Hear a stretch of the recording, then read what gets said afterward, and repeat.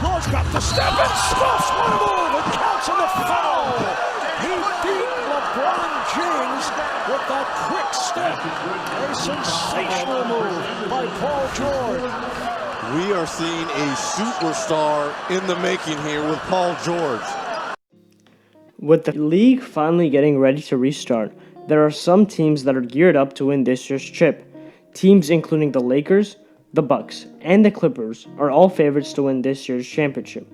But for the Clippers organization, it'll mean much more, as they have not won a championship in 50 years. Additionally, a certain Clippers player who goes the name by Paul George is in also need of this year's championship. The superstar is looking for his first ring for many reasons.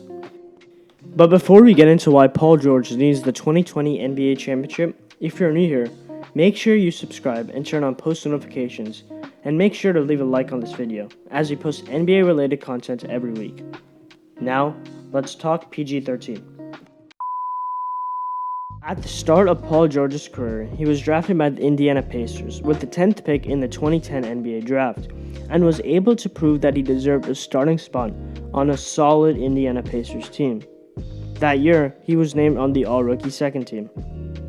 Following that season, during the shortened lockout year, Paul George's numbers improved and even helped the Pacers reach the Eastern Conference semifinals, where they lost to the eventual NBA champions, Miami Heat. Those 2 seasons on the Pacers were led by Danny Granger, but knee problems arose for the Pacers star, which caused him to miss most of the 2012 to 2013 season. This injury, however, allowed Paul George to slot in at small forward and allowed George to become the Pacers' first options for the first time in his career. This season is what helped distinguish himself and blossom into the superstar he is today. That year, he made his first All-Star team and led the Pacers alongside Roy Hibbert and David Best past the first round and second round of the 2013 playoffs. That year's Pacers team had talent and were one of the few teams that could even come close to competing with the Miami Heat. The Heat went on to win a hard-fought 4-3 series versus the Pacers, and Game 1 was looked back on as the pivotal game of the series. Nevertheless, the Pacers had a great playoff campaign that year, which ultimately boosted Paul George's stature. Following an amazing season, PG-13 signed a contract extension which elected him as the Pacers' designated player. He also once again led the Pacers to a better regular season, claiming first in the Eastern Conference. He had an all-star year and improved his numbers while also achieving 20-plus points per game for the first time in his career. However, during the playoffs, unfortunately, it was a repeat of the last 2 years, where they fell short to the Miami Heat once again in the Eastern Conference Finals. That offseason after that year was when Paul George faced one of the most gruesome injuries ever witnessed on live television. This infamous injury during the Team USA scrimmage was a testament to George's commitment and mental fortitude as he recovered from his injury by February of the 2015 NBA season. He was initially supposed to miss the entire year, but officially returned to his first game on April 5th. PG-13 then went on to return to his all-star caliber self during the 2015 through 2016 NBA season, and improved his numbers the following 2 seasons after, which helped get him selected as an all-star both years. After losing to LeBron James and the Cavs in the 2016-17 playoffs, during the offseason, a few days before the draft, Paul George requested through his agent to be traded. This upset a lot of Pacers fans, but he said it was in the best interest for himself and his family, and that he had to move on. In 2017, Paul George was traded to the OKC Thunder for Victor Oladipo and Domantas Sabonis. By this point in his career, he had already become a star in the league, but still had to achieve a few more milestones before becoming a first-ballot Hall of Famer. When Paul George got traded to the Thunder, the duo of Russell Westbrook and PG-13 was highly regarded by many in the national media.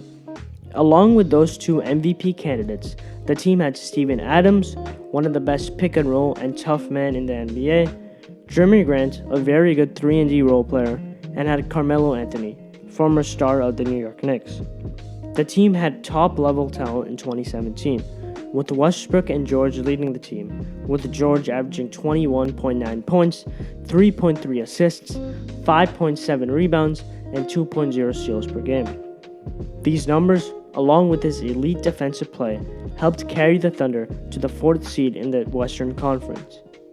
In the first round, the Thunder were matched up with the 5th-seeded Utah Jazz, a team led by rookie Donovan Mitchell and a collection of great supporting pieces such as Rudy Gobert, Joe Ingles, Derek Favors, and Ricky Rubio. Going into the series, the Thunder were favorites, as people didn't expect a rookie-led / inexperienced team to knock down a star-studded Thunder roster. The series, which was extremely entertaining to watch, turned the Jazz's way, as their collection of talent was too much for the Thunder to handle, as the Jazz beat the Thunder in 6 games. That being said, Paul George's shaky playoff performances emerged, as George averaged a solid 24 points per game, but did so on only 40% shooting from the field. Additionally, he played extremely inconsistently, as in an elimination Game 6, George only scored 5 points on 2 of 16 shooting, an abysmal performance. In the 2018 season, with George re-signing with the Thunder, things were looking up for the future of the team.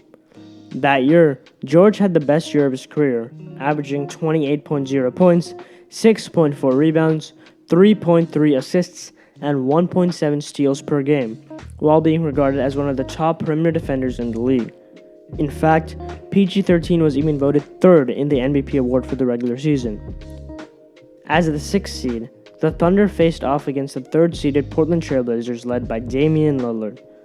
While George did average 28 points in the series, there were parts of the series, particularly in fourth-quarter moments, where he was non-existent and just didn't show up, and the opposing team took advantage of that. PG's running mate, Russell Westbrook, didn't play up to par either, and the combination of their fourth-quarter lapses and Damian Lillard's brilliance resulted in PG-13 and the Thunder losing out in the first round again. This is where Paul George's legacy has come into question. While George has been a fantastic regular season player, when it comes to the playoffs, he hasn't reached that level that many of his peers have yet in terms of winning / playoff success as the first or second option.